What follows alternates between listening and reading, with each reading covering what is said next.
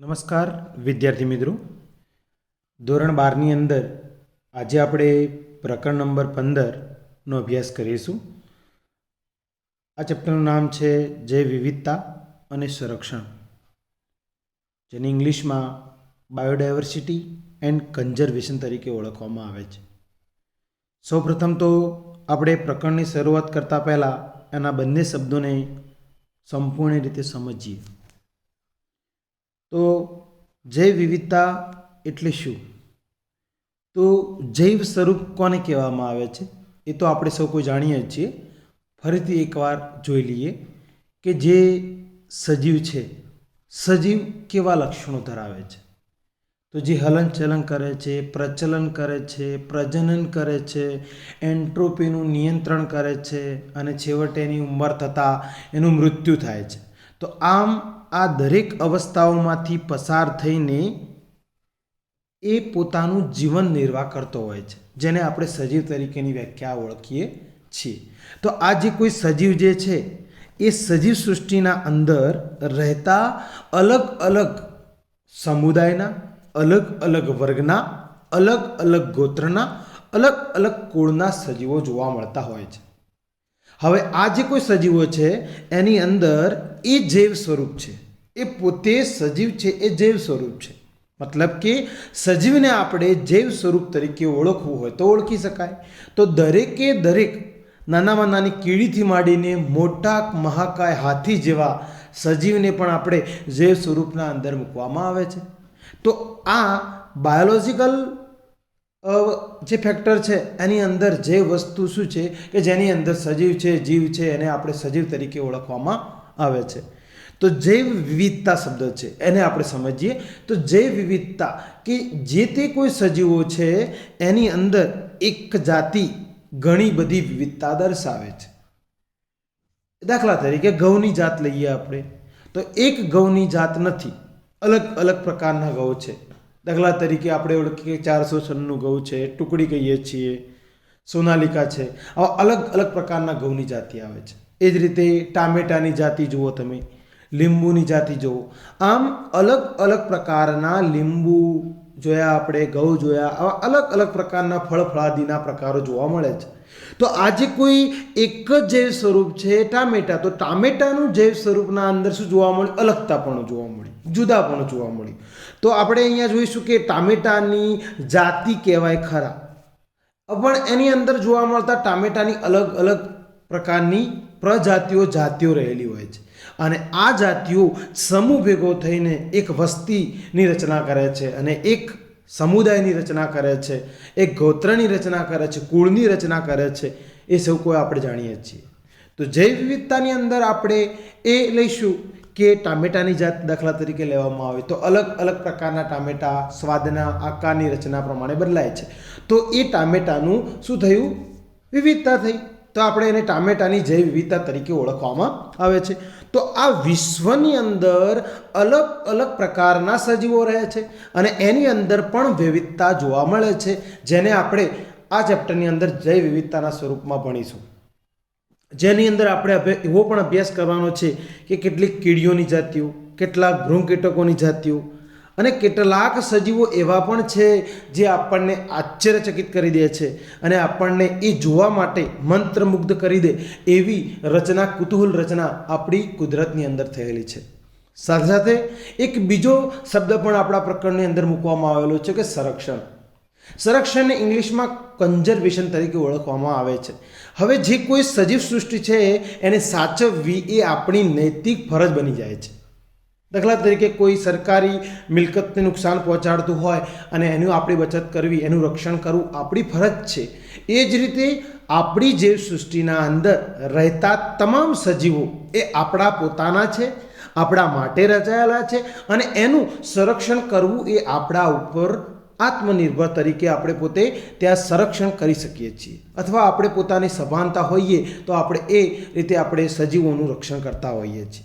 તો અહીંયા આપણે વિવિધ પ્રકારની જૈવ વિવિધતા દર્શાવતી જાતિઓ સાથે આપણે તાદાત્મ્ય સાધવાનું છે, એના સાથે ઓળખ મેળવવાની છે. સાથે સાથે એ સંરક્ષણ કેવી રીતે કરવામાં આવે છે એ આપણે આ ચેપ્ટરની અંદર ઊંડાણપૂર્વક સમજવાનું થશે। તો સૌપ્રથમ તો આપણે એ જોઈએ કે આ પૃથ્વી ઉપર જોવા મળતી જીવસૃષ્ટિની અંદર એવી તો શું વિશેષતા છે જેને કારણે અહીંયા બાયોડાયવર્સિટીને એક મોટા સમૂહ તરીકે ઓળખવામાં આવે છે। તો વિદ્યાર્થી મિત્રો, ચાલો આપણે એને ડિટેલમાં સમજવાનો પ્રયત્ન કરીએ।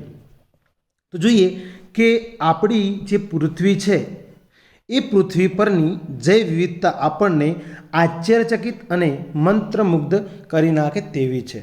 એટલે કે એને જોવા માટે આપણને આશ્ચર્યચકિત થઈ જઈએ, જોતાની સાથે આપણે એને આશ્ચર્ય અનુભવીએ કે આટલું બધું વિશાળ છે, આટલી મોટી જાતિઓ છે, આટલી મોટી પ્રજાતિઓ છે, આવું આપણા અંદરથી આશ્ચર્ય થવા લાગે અને તેને જોતા આપણો ચહેરો અને આપણું જે શરીરની જે રચના હોય છે એ આપણને મંત્રમુગ્ધ કરી નાખે છે। એટલી વિશાળ આપણા પૃથ્વીની જે વિવિધતા ધરાવે છે, જેની અંદર આપણને આશ્ચર્યચકિત અને મંત્રમુગ્ધ કરી નાખે તેવી જે વિવિધતા ધરાવે છે। હવે જોઈએ કે પૃથ્વી ઉપર કીડીઓની કેટલી જાતિ છે, તો જોઈએ કે 20,000 કીડીઓની જાતિ, 3 લાખ જેટલી ભૃંગ કીટકોની જાતિઓ, 28,000 જેટલી માછલીઓની જાતિઓ તેમજ લગભગ 20,000થી વધુ ઓર્કિડ્સની જાતિઓ જોવા મળે છે। વિદ્યાર્થી મિત્રો, આપણે અહીંયા આ આંકડાને અનુસંધાનમાં વાંચતા પહેલાં તો આપણને થોડો આશ્ચર્ય થઈ જ જાય છે, કારણ કે 3,000 જેટલા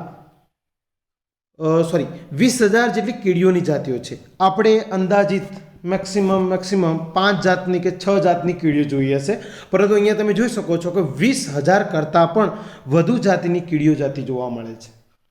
સાથે તમે જોઈ શકો છો કે ભૃંગ કીટકો, એની અંદર 3 લાખ જેટલા ભૃંગ કીટકો જોવા મળે છે, એની જાતિઓ છે પૃથ્વીના અંદર।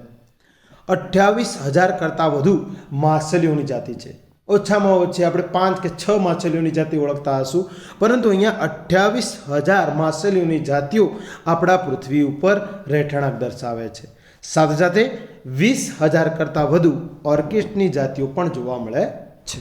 તો આને આપણે એક કહેવું હોય તો કહી શકાય કે પૃથ્વીની બાયોડાયવર્સિટી એક કરતાં ઘણી રીતે એ જાતિઓ વિવિધતા દર્શાવે છે, જુદાપણું દર્શાવે છે। એકની સાપેક્ષમાં બીજાની તુલનાત્મક રીતે અભ્યાસ કરવામાં આવે તો એની અંદર વિવિધતા, તુલનાત્મક લક્ષણો જોવા મળતા હોય છે। તો એનો અભ્યાસ કોણ કરે છે?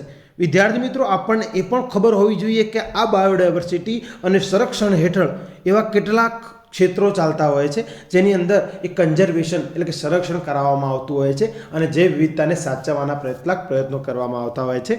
અને આ બધી જે બાયોડાયવર્સિટીને અભ્યાસ કરનારા જે તજજ્ઞો હોય છે એને આપણે પરિસ્થિતિવિદો કહેવામાં આવે છે, અને જે અભ્યાસ છે એને આપણે ઉદ્વિકાસીય જીવશાસ્ત્રી સાથે જોડવામાં આવે છે। અને આમ અનેક પ્રશ્નો દ્વારા આ વિવિધતાનો મહત્વને સમજવાનો પ્રયત્ન કરી રહ્યો છે। જેવા કે કયા કયા મુદ્દાનો સમાવેશ થાય છે એ આપણે જોઈએ। તો સૌપ્રથમ છે કે વિભિન્ન જાતિઓ શા માટે છે? પહેલો પ્રશ્ન આપણને એવું થાય કે વિભિન્ન જાતિઓ શા માટે છે? તો વિભિન્ન જાતિ હોવા પાછળનું કારણ છે કે જે તે સજીવ એ પૃથ્વી ઉપર રહે છે પોતાનું આધિપત્ય જાળવવા માટે, પોતાની સંતતિ આગળ વધારવા માટે પોતે પ્રજનનની પ્રક્રિયા કરી અને સંતતિ પોતે વસવાટ કરાવ્યા કરતું હોય છે। દાખલા તરીકે તુલસીની જાતિ જોઈએ તો તુલસીની જે કોઈ જાતિ છે એની સંતતિ જાળવી રાખવા માટે, એ વિવિધતા જાળવવા માટે એ પોતાના અલગ અલગ પ્રકારની જાતિઓ, પ્રજાતિઓ એ સજીવ સૃષ્ટિ તરીકે એ પૃથ્વી ઉપર રહેઠાણક દર્શાવતી હોય છે। તો વિભિન્ન જાતિઓ શા માટે છે?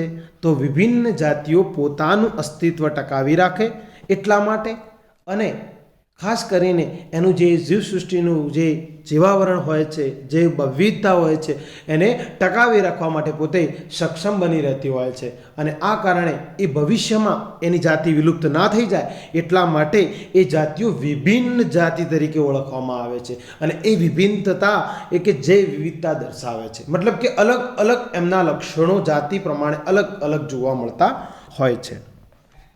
વિવિધતા પૃથ્વીના ઇતિહાસ સાથે જ નિર્માણ પામી છે? આપણને આવો પ્રશ્ન થાય કે આ વિવિધતા શું પૃથ્વીના ઇતિહાસ સાથે જ નિર્માણ પામી હોય છે?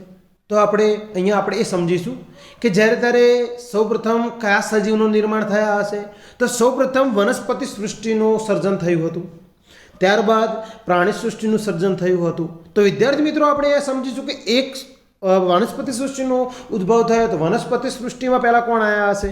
તો નાના નાના એના પ્લવકો આવ્યા હશે, વનસ્પતિના નાના નાના ભાગો આવ્યા હશે, એક દળી આવી હશે, દ્વિદળી આવી હશે, ત્રિદળી આવી હશે, અથવા આપણે કહેવું તો કહી શકાય અનાવૃત બીજધારી, આવૃત બીજધારી અને ઉચ્ચ પ્રકારની વનસ્પતિઓનો વિકાસ થયો હશે. તો આમ કહેવું તો કહી શકાય કે વિવિધતા પૃથ્વીના ઇતિહાસ સાથે નિર્માણ પામેલી એક પ્રક્રિયા છે, બહુ લાંબા ગાળાથી ચાલી આવતી એક પ્રક્રિયા તરીકે ઓળખવામાં આવે છે.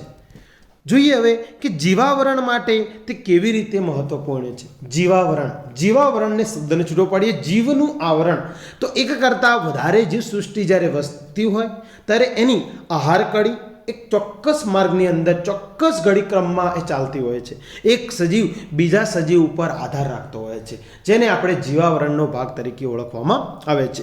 તો આમ કહેવું તો કહી શકાય કે આહાર કડી ચલાવવા માટે પણ જે વિવિધતા હોવી એટલી જ આવશ્યક બની જાય છે. તો વિદ્યાર્થી મિત્રો, અહીંયા જીવાવરણ માટે પણ આપણું જે બાયોડાયવર્સિટી છે એટલું જ અગત્યતા ધરાવે છે.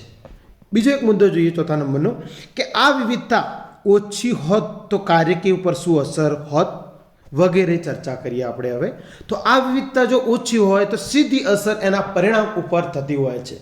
દાખલા તરીકે કોઈક જાતિ ધાન્ય પાક છે, તો એ ધાન્ય પાકની જાતિ જો ભવિષ્યમાં એ વિલુપ્ત થવાની છે અથવા વિલુપ્ત થઈ ગઈ છે, તો એની સીધી અસર આપણા રોજિંદા જીવનમાં થવાની છે, અથવા એની અસરથી આપણા જીવનની અંદર થોડા ઘણા કાર્યક જે છે, આપણી કાઇનેટિક જે પ્રકારની એક ચોક્કસ રૂટીન આવતી પ્રક્રિયાઓ છે એના ઉપર સીધી અસર પડતી હોય છે.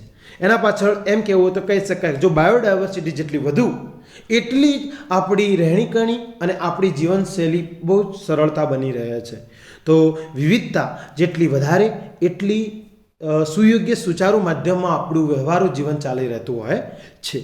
તો સૌથી મહત્ત્વની આ વાત છે કે આ વિવિધતાનો ઉપયોગ માનવી કેવી રીતે કરી અને લાભ મેળવે છે. તો વિદ્યાર્થી મિત્રો, આપણે અહીંયા સમજી શકીએ છીએ કે અલગ અલગ પ્રકારના વનસ્પતિના ટુકડાઓ, વનસ્પતિના ભાગો અને વનસ્પતિજન્ય પેદાશોનો ઉપયોગ કરી અને આપણે આપણું પોતાનું જીવનને સરળ બનાવવા માટેના પ્રયત્નો કરીએ છીએ. સવારે બ્રશથી માંડીને સાંજ સુધીનો જે આરામ કરવાનો સમયગાળો છે ત્યાં સુધીના જે વચ્ચેના સમયગાળા દરમિયાન આપણે એ વનસ્પતિના ભાગોમાંથી, વનસ્પતિના ઘટકોમાંથી આપણે પોતાનું જીવન નિર્વાહ કરવા માટે દરેક વસ્તુનો ઉપર આધાર રાખીએ છીએ. તો આમ કહેવું તો કહી શકાય એ વનસ્પતિની સાપેક્ષમાં લેવામાં આવ્યું, પરંતુ અહીંયા આપણે વનસ્પતિને જ એકલી ફોકસ નથી કરવાની, પરંતુ આખા જૈવ વિવિધતાને આપણે ધ્યાનમાં લેવાની છે. તો જૈવ વિવિધતાની અંદર નાનામાં નાનો ઘટક જે મધમાખી છે કે ઘરમાખી છે એ પણ આપણા જીવનની અંદર એટલી જ અગત્યતા દર્શાવે છે. આમ કહેવું તો કહી શકાય કે બાયોડાયવર્સિટીના અંદર દરેક સજીવ સૃષ્ટિ અથવા સજીવ એ આપણા માટે ખૂબ જ અગત્યતા બની રહેતો હોય છે. હવે જોઈએ કે બાયોડાયવર્સિટી એટલે શું અને તેના વિવિધ પ્રકારો વિશે વિસ્તૃત રીતે આપણે ઉદાહરણ દ્વારા સમજવાનો પ્રયત્ન કરીએ.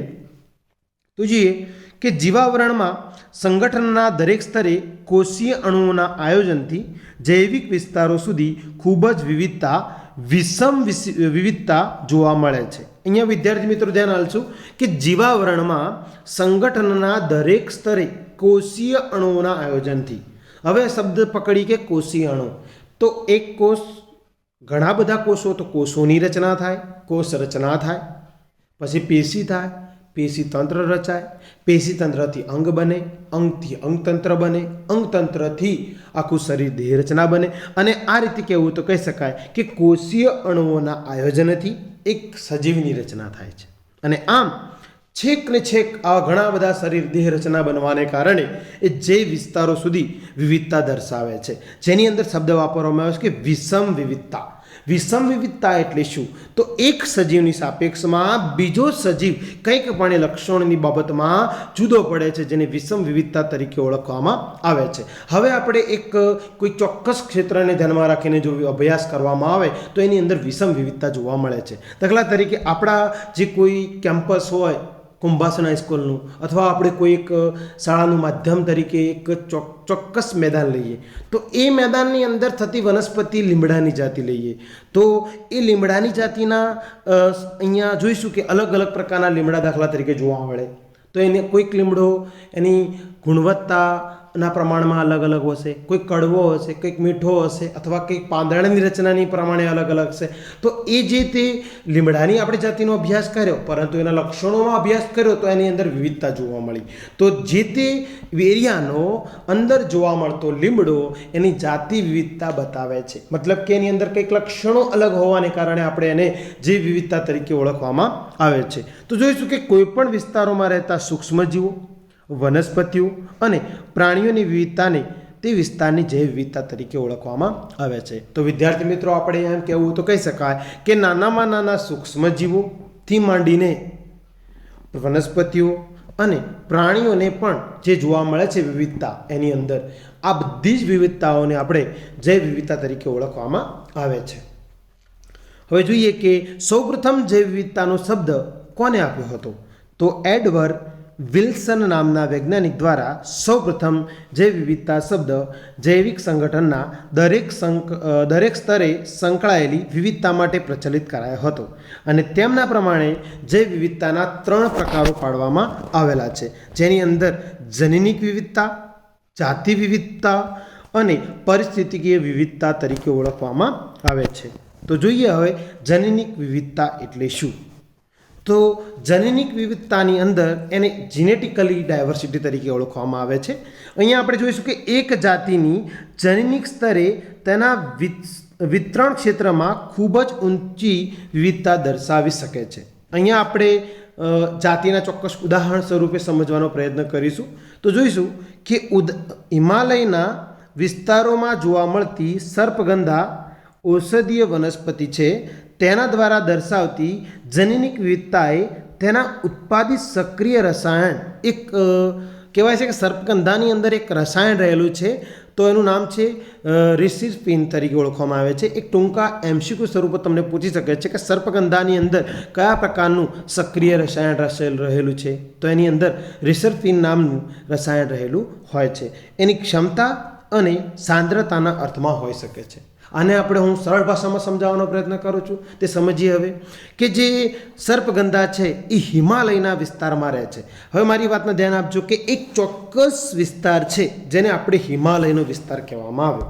તો આ હિમાલયના વિસ્તારની અંદર રહેતી, વસવાટ કરતી અને ત્યાં રહેતી જે સર્પગંધાની જાતિ છે, એની સાપેક્ષમાં એક બીજી પણ સર્પગંધાની જાતિ જોવા મળે છે. કહેવું તો કહી શકાય કે એક કરતાં વધારે સર્પગંધાની જાતિઓ હતી, ઔષધીય વનસ્પતિ, અને એની અંદર સક્રિય રીતે એક રસાયણ ઉત્પન્ન કરે છે જેનું નામ છે રિસર્પિન. તો આ રિસર્પિન જે જાતિ ઉત્પન્ન કરવાની ક્ષમતાને ધ્યાનમાં રાખીને અભ્યાસ કરવામાં આવ્યો, તો એમાં જોવામાં આવ્યું કે જે સર્પગંધાની જે પ્રથમ જાતિ હતી એ નંબરની જાતિની સાપેક્ષમાં બી નંબરની જાતિ એ રિસર્પિન ઉત્પન્ન કરવાની ક્ષમતા વધારે હતી જે એની સાપેક્ષમાં. એ રીતે ત્રીજા નંબરની કોઈ હતી, સી નંબરની, તો સી નંબરની રિસર્પિન ઉત્પન્ન કરવાની ક્ષમતા આ બંને કરતાં ઓછી હતી. હવે ત્રીજા નંબરનું લક્ષણ લેવામાં આવે, ત્રીજા નંબરની જે સર્પગંધા લેવામાં આવી, એનું જે રિસર્પિન ઉત્પન્ન કરવાની ક્ષમતા હતી બધા કરતાં વધારે હતી. તો અહીંયા આપણે એ જોયું કે એની ઉત્પાદનની ક્ષમતા અને એની સાંદ્રતા અલગ અલગ હતી. તો આપણે એમ કહેવું તો કહી શકાય કે તે હિમાલયના વિસ્તારમાં થતી સર્પગંધાની જાતિ એ ઔષધીય બાબતમાં વિવિધતા દર્શાવે છે. એના પાછળનું કારણ જ છે કે એની અંદર અલગ અલગ પ્રમાણની એ રિસર્પિન ઉત્પન્ન કરવાની ક્ષમતાને અનુસંધાનમાં, એની સાંદ્રતાની અનુસંધાનમાં આપણે અલગ અલગ પ્રકારો પાડવામાં આવે છે. જેની અંદર આપણે કહેવું તો કહી શકાય કે સર્પગંધાની અંદર જે રિસર્પિન ઉત્પન્ન કરાવે છે જાતિ, એની અંદર માત્રા અલગ અલગ હોવાને કારણે, એની અલગ અલગ સાંદ્રતા અલગ અલગ વનસ્પતિની હોવાને કારણે આપણે એક વનસ્પતિની સાપેક્ષમાં બીજી વનસ્પતિ એટલે કે સર્પગંધા, એક સર્પગંધાથી બીજી સર્પગંધાને આપણે જુદી પાડવામાં આવે છે, જેની અંદર આપણે એની જીનેટિકલી વિવિધતા તરીકે ઓળખવામાં આવે છે. એક બીજું ઉદાહરણ તરીકે લઈએ તો ભારતમાં ચોખાની 50,000 કરતાં વધુ ધાન્ય જાતિઓ જોવા મળે છે. એમાં આપણે જાણીએ છીએ કે બાસમતી ચોખા જોઈએ અથવા સામાન્ય ઝીણા કણકી ચોખા જોઈએ, આમ અલગ અલગ પ્રકારના ચોખા જોવા મળે છે. આમ કહેવું તો કહી શકાય કે ભારતમાં ચોખાની 50,000 કરતાં વધુ ધાન્ય પાકો જોવા મળે છે. તો એની અંદર આપણે જોઈએ છીએ કે જે ચોખાની જાતિઓ છે 50,000 કરતાં વધારે, એની અંદર અલગ અલગ પ્રકારના ચોખા છે. એના પાછળનું કારણ છે કે એની જે સુગંધ અને પોત ની અનુસંધાનમાં એની અંદર વિવિધતા ધરાવે છે. કોઈ ચોખા વધારે ફૂલે છે, કોઈ ચોખા ઓછા ફૂલે છે, કોઈ ચોખા વધારે પાણી પીવે છે, કોઈ ચોખા પાણી ઓછું પીવે છે, બહુ સારી એવી સુગંધ ધરાવે છે. એની અનુસંધાનમાં એની ડાયવર્સિટી અલગ અલગ તરીકે ઓળખવામાં આવે છે. એ સાથે અત્યારે તાજેતરનું ઉદાહરણ લઈએ આપણે કેરીનું. તો કેરીની 1000થી વધુ જાતિઓનું અસ્તિત્વ ભારતની અંદર જોવા મળે છે. આપણે દાખલા તરીકે કેરીના પ્રકાર તરીકે ઓછામાં ઓછા 10થી 15 ઓળખતા હોઈશું. દાખલા તરીકે તોતા કેરી, હાફૂસ કેરી, બરાબર, કેસર કેરી, આવી અલગ અલગ પ્રકારની કેરીઓ જોવા મળે છે. પરંતુ આપણા ભારતની અંદર 1000 કરતાં વધુ જાતિઓનું અસ્તિત્વ ધરાવે છે કેરીનું, જેની અંદર આપણે જાણીએ છીએ કે અલગ અલગ પ્રકારનો સ્વાદ અને અલગ અલગ પ્રકારના એના સુગંધ અનુસંધાનમાં એ જાતિઓનો પ્રકાર પાડવામાં આવે છે. તો અહીં આપણે જોઈશું કે અલગ અલગ પ્રકારની કેરી જોવા મળે છે. તો આ જે કેરીની જૈવ વિવિધતા તરીકે ઓળખવામાં આવે છે, જેની અંદર એનું જીનેટિકલી બંધારણ અલગ હોવાને કારણે એની જાતિ એક જાતિની સાપેક્ષમાં બીજી જાતિની કેરીની અંદર જૈવ વિવિધતા જોવા મળતું હોય છે. બીજું જોઈએ હવે કે જાતિ વિવિધતા શું કહેવામાં આવે છે એ જોઈએ. તો જાતિ વિવિધતા, આ વિવિધતા જાતિ સ્તરે જોવા મળે છે. દાખલા તરીકે એક જાતિને ધ્યાનમાં રાખીને તો જોજો કે ઉભયજીવી જાતિઓની વિવિધતા પૂર્વીય ઘાટ કરતાં પશ્ચિમ ઘાટ પર વધુ છે. તેને હાલજો, પૂર્વના ઘાટ તરફ, ઘાટ એટલે ચોક્કસ એક ઊંચાઈવાળા ઉત્તંગીય વિસ્તાર જોવા તરીકે મળે છે. તો આ જાતિઓની વિવિધતાની અંદર પૂર્વીય ઘાટ કરતાં પશ્ચિમ ઘાટ તરફ વધુ જોવા મળે છે ઉભયજીવીઓ. એના પાછળનું કારણ છે, ધ્યાન આપજો કે પૂર્વીય ઘાટની અંદર એકચ્યુઅલી એવું છે કે ત્યાં ભીમવર્ષા અથવા પ્રપાતીય પ્રકારના હિમ પ્રકારના શિલાલેખો આવેલા છે, જેની અંદર એ ઠંડુ વધારે જોવા મળે છે, ઠંડુગાર આવરણ આવેલું છે, જેને કારણે ઉભયજીવીઓ ઓછા જોવા મળે છે. તમે જાણો છો કે એ પોતે જમીનના અંદર અને પાણીના અંદર બંને જગ્યાએ પોતે જીવન નિર્વાહ કરી શકે તેવા સજીવો તરીકે ઓળખવામાં આવે છે. જ્યારે પશ્ચિમ ઘાટના અંદર જ્યાં ઘાટ છે ખરા, પરંતુ ત્યાં વાતાવરણ બંને પ્રકારનું અનુકૂળ આવી શકે તેવી એવી રચના આવેલી હોય છે. એટલા માટે પૂર્વીય ઘાટ કરતાં પશ્ચિમ ઘાટ ઉપર તે ઉભયજીવીઓ વધારે વિવિધતા દર્શાવે છે. એના પાછળ એનું કારણ છે કે તે સજીવો ત્યાં અનુકૂળ વાતાવરણ વધુ પોતાના શરીરને અનુકૂળ બનાવી શકે છે. બીજું જોઈએ કે પરિસ્થિતિકીય વિવિધતા. એની પરિસ્થિતિ કેવી છે એ અનુસંધાનમાં કેવા એનો જમીનનો પ્રકાર છે, કેવા ટાપુ છે કે શું છે, પહાડો છે કે શું છે, એની બાબત ઉપર ધ્યાનમાં રાખીને, એની પરિસ્થિતિને ધ્યાનમાં રાખીને વિવિધતા લેવામાં આવે તો એને પરિસ્થિતિકીય વિવિધતા તરીકે ઓળખવામાં આવે છે. તો જોઈએ પરિસ્થિતિકીય વિવિધતા. તો આ નિવસન તંત્રમાં એના સ્તરોમાં અલગ અલગ સ્તરોમાં વિભાજિત વિવિધતા દર્શાવવામાં આવે છે. તો ભારત પાસે નિવસન તંત્રીય વિવિધતામાં રણ પ્રદેશો, વર્ષાના વનો, દરિયા કિનારાના ક્ષારયુક્ત પ્રદેશો જેને મેંગ્રુવ્સ તરીકે ઓળખવામાં આવે છે, પરવાળાના ટાપુ, કળણભૂમિ, વેલાદન્મુખી પ્રદેશો, પહાડો પરના ઘાસના મેદાનો જેવી વૈવિધ્યપૂર્ણ વિસ્તારો આવેલા હોય છે. હવે ભારતના નિવસન તંત્રની વાત કરું હું તો કેટલાક આપણા એવા એરિયા છે જ્યાં રણ પ્રદેશો આવેલા છે, મતલબ કે રણ આવરણ વિસ્તાર જોવા મળે છે. વર્ષાવનો છે, કેટલાક એવા જંગલો જે છે એની અંદર 12 માસ વર્ષા જોવા મળે છે, વરસાદ ઋતુ જોવા મળે છે. કેટલાક એવા વિસ્તારો જે છે દરિયા કિનારા જ્યાં ક્ષારયુક્ત પ્રદેશો આવેલા છે જેને મેંગ્રુવ્સ તરીકે ઓળખવામાં આવે છે. પરવાળાના ટાપુ જેની અંદર એક કહેવું તો કહી શકાય કે મૃદુકાય સમુદાયનું અને પરવાળાના ટાપુ ધરાવતું એક વિસ્તાર આવેલો છે. એવા પણ વિસ્તારો આપણા ભારતની અંદર જોવા મળે છે. કળણભૂમિ કે જ્યાં એકચ્યુઅલી કંઈ જ પાક સક્સેસ ના જાય એવી પણ કેટલીક જમીનો જે છે ત્યાં પણ આપણી બાયોડાયવર્સિટી કે જે વિવિધતા જોવા મળતી હોય છે. વેલાદન્મુખ પ્રદેશના અંદર જ્યાં ઠંડુ મતલબ કે દરિયાનું અને મીઠા પાણીનું જે બંને વિસ્તાર મળતો આવતો હોય એવો ત્રિકોણામુખી પ્રદેશ જે કહેવામાં આવે છે, જેને વેલાદન્મુખી પ્રદેશ તરીકે ઓળખવામાં આવે છે, ત્યાં પણ સજીવો આપણી બાયોડાયવર્સિટી વસવાટ કરતી હોય છે. પહાડો પરના ઘાસના મેદાનો, આમ દરેક જગ્યાએ આપણી બાયોડાયવર્સિટી જૈવપૂર્ણ વિવિધતા દર્શાવે છે અને તેના વિસ્તારો ચોક્કસ આવેલા જોવા મળે છે. આ પરિસ્થિતિકીય વિવિધતા નોર્વે જેવા સ્કેન્ડિનેવિયન દેશ કરતાં પણ અનેક ગણું વધુ છે આપણા દેશની અંદર. આમ જોવા જઈએ તો પરિસ્થિતિ વિવિધતા નોર્વે જેવા સ્કેન્ડિનેવિયન દેશ કરતાં પણ અનેક ગણી આપણા ભારતની અંદર વધારે જોવા મળે છે.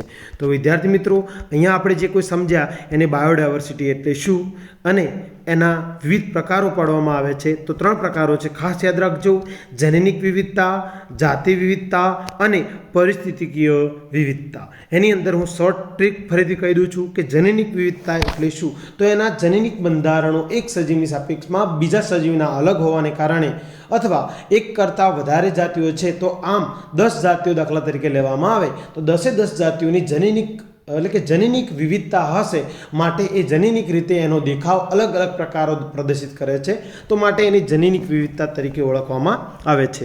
જાતિ વિવિધતા કે જે તે જાતિને ચોક્કસને ધ્યાનમાં રાખીને એની પરિસ્થિતિ સાથે જોડવામાં આવે તો એની જાતિ વિવિધતા તરીકે ઓળખવામાં આવે છે. હવે ત્રીજો પોઈન્ટ છે જેને પરિસ્થિતિકીય વિવિધતા તરીકે ઓળખવામાં આવે છે.